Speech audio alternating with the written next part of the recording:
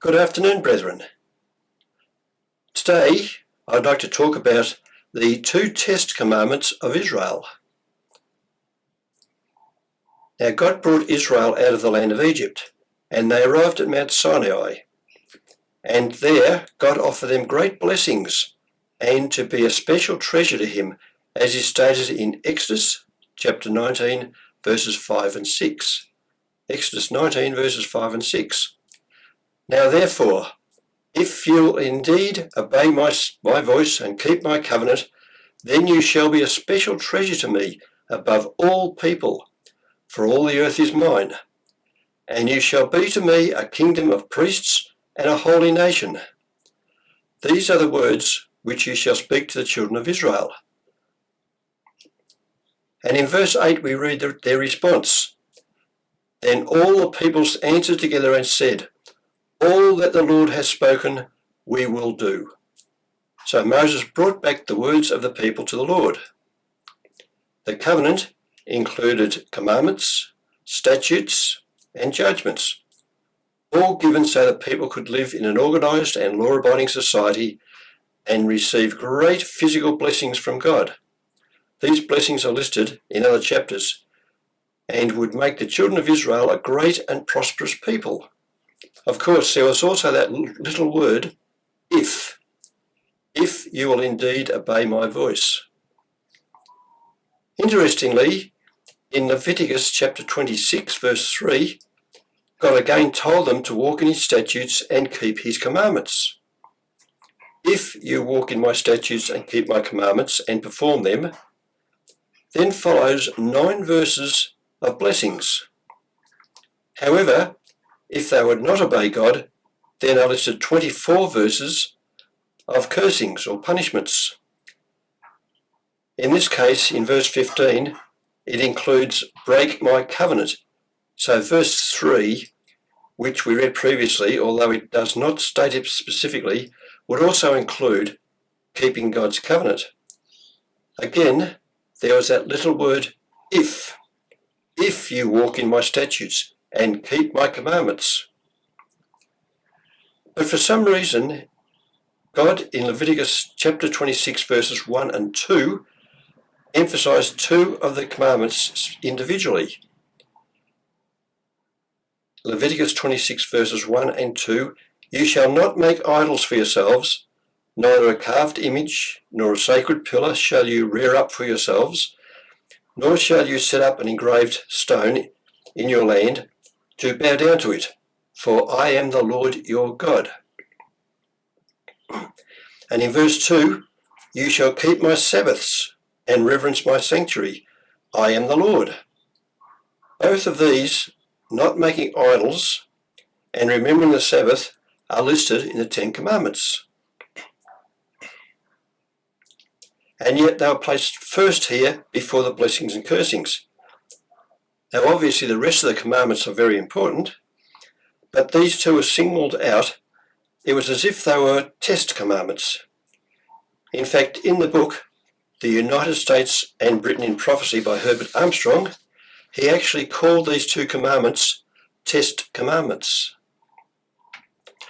One other thing to notice, in the 10 commandments, we are told to remember the Sabbath day, to keep it holy. However, in Leviticus 26 verse 2, we read, you shall keep my Sabbaths.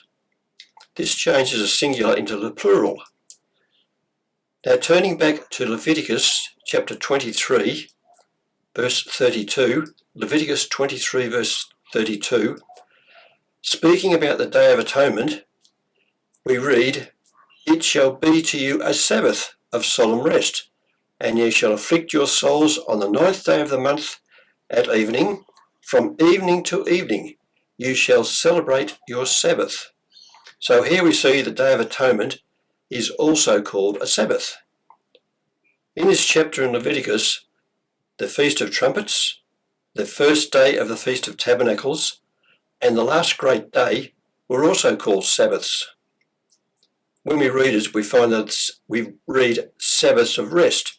The word rest, after Sabbath being in italics, has been added by the translators. So from these verses, the term Sabbaths includes the seventh day of the week, and the holy days. Looking back to the time when the Ten Commandments were initially given, when Moses was delayed and coming back to the camp, the people got Aaron to make a golden calf. They were into making and worshipping an idol, which was breaking the second commandment that they had promised to keep, as we read previously. All that the Lord has spoken, we will do. And even after all the miracles they had witnessed in the coming out of Egypt.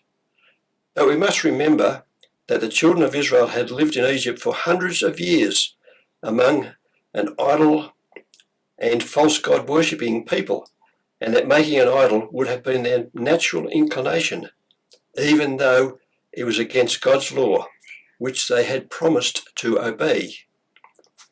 In the book of Judges, when Israel went after other gods, they were usually conquered by another nation, as had been listed in the book of Leviticus, where the curses were listed. God had said that other nations would reign over them. The way they worshipped other gods, of course, was to bow down to images or idols of them. This happened time and time again, and each time they called out to God, and he rescued them. Finally, when the house of Israel and the house of Judah were divided, the first thing that Jeroboam of the house of Israel did was to make 2 calves of gold, so that people would not have to go to Jerusalem to worship God. We read in 1 Kings chapter 12 verse 28, that's 1 Kings chapter 12 verse 28, therefore the king, that was Jeroboam, asked advice, made 2 calves of gold, and said to the people, it is too much for you to go up to Jerusalem. Here are your gods, O Israel, which brought you up from the land of Egypt. The history of the house of Israel, as related in the books of 1st and 2nd Kings, continually mentioned that they departed not from the sins of Jeroboam, including the sin of idol worship.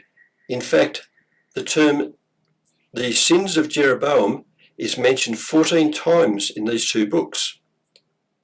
God sent prophets to warn them for 390 years, but finally they were taken into captivity and left their homeland and were taken into Assyria. They became the lost tribes of Israel. Interestingly, the house of Judah was also taken into captivity approximately 125 years later. They were taken into captivity by the Babylonians, but they did not become lost. They retained their identity. What was the difference? We will come to that later. Also, as well as making idols, Jeroboam changed the Feast of Tabernacles from the 7th month to the 8th month. We can read that in 1 Kings chapter 12, verses 32 to 33. 1 Kings chapter 12, verses 32 to 33. Jeroboam ordained a feast on the 15th day of the 8th month, like the feast that was in Judah, and offered sacrifices on the altar. So he did at Bethel, sacrificing to the calves that he had made.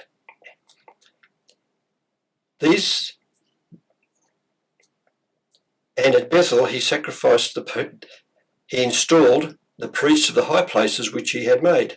These were not priests of the tribe of Levi, but laymen, men that he could control. So he made offerings on the altar which he had made at Bethel on the 15th day of the 8th month, in the month which he had devised in his own heart.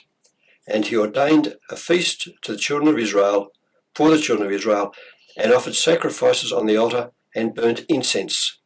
So here we see Jeroboam ignoring the instructions given in Leviticus 26 verses 1 and 2, committing idolatry and ignoring one of God's Sabbath days. Now Ezekiel was a prophet who was sent to the house of Israel. And in Ezekiel chapter 22 verse 18, that's Ezekiel chapter 22 verse 18, we read what God thought of the house of Israel. Son of man, the house of Israel has become dross to me. They are all bronze, tin, iron, and lead in the midst of a furnace. They have become dross from silver. So what is dross? Dross is the slag or the remnant left after silver has been refined. The silver is taken out of the mixture, and the dross is what's remaining. The dross is the part that is not wanted. Ezekiel chapter 22 again, verse 26 describes what else they had done. Her priests have violated my law and have profaned my holy things. They have not distinguished between the holy and the unholy, nor have they made known the difference between the unclean and the clean. And they have hidden their eyes from my Sabbaths, so that I am profaned among them. So they both continued to commit idolatry and did not teach the keeping of God's Sabbaths, the two commandments that are listed individually in Leviticus 26. That's what we read earlier. Now the Sabbath day was an identifying sign as to who were God's people. We can read that in Exodus chapter 31, verses 12 and 13. Exodus chapter 31, verses 12 and 13. And the Lord spoke to Moses, saying, Speak also to the children of Israel, saying, Surely my Sabbaths you shall keep, for it is a sign between me and you throughout your generations, that you may know that I am the Lord who sanctifies you. So when the priests, and hence the people of the house of Israel, hid their eyes from God's Sabbaths, they no longer had that special sign that was identifying to them. So when they went into captivity, they became lost to the world. Now the Sabbath is certainly a sign. It makes anyone who observes it different to those around them. Someone may not have idols. Someone may not swear. They may honour their parents and certainly not kill, nor commit adultery, nor steal, nor lie, and not covet. And they would be considered good living people. After all, this behaviour is usually respected by others. Some may even obey these laws in their intent and spirit. However, as soon as anyone keeps the Sabbath, God's Sabbath day, they are considered strange, peculiar, or odd. It is certainly a sign that separates Sabbath keepers from others. It is something that cannot be hidden because it involves work, sports, entertainment, other activities. It could even be professing that we are God's people by keeping the Sabbath. When the house of Judah went into captivity, they did not lose their identity. They remembered the Sabbath day and have still done so even up till today. They did not keep it properly, obviously, as mentioned in the book of Nehemiah. The book of Nehemiah, chapter 13, verses 15 to 18. Nehemiah recognised that poor Sabbath keeping was the main reason that Judah had been taken into captivity. In those days, I saw people in Judah treading wine presses on the Sabbath and bringing in sheaves and loading donkeys with wine, grapes, figs, and all kinds of burdens, which they brought into Jerusalem on the Sabbath day. And I warned them about the day on which they were selling provisions. Men of Tyre dwelt there also, who brought in fish and all kinds of goods and sold them on the Sabbath to the children of Judah and in Jerusalem. Then I contended with the nobles of Judah and said to them, What evil thing is this that you do, by which you profane the Sabbath day? Did not your fathers do thus? And did not our God bring all this disaster upon us and on this city? Yet you bring added wrath on Israel by profaning the Sabbath. This punishment had actually been prophesied by Jeremiah before the house of Judah went into captivity.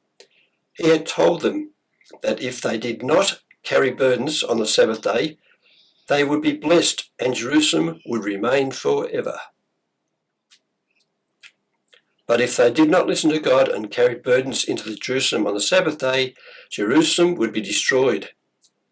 We can read about that in Jeremiah. It's Jeremiah chapter 17, verse 27. Jeremiah chapter 17, verse 27. But if you will not heed me to hallow the Sabbath day, such as not carrying a burden when entering the gates of Jerusalem on the Sabbath day, then I will kindle a fire in its gates, and it shall devour the palaces of Jerusalem, and it shall not be quenched.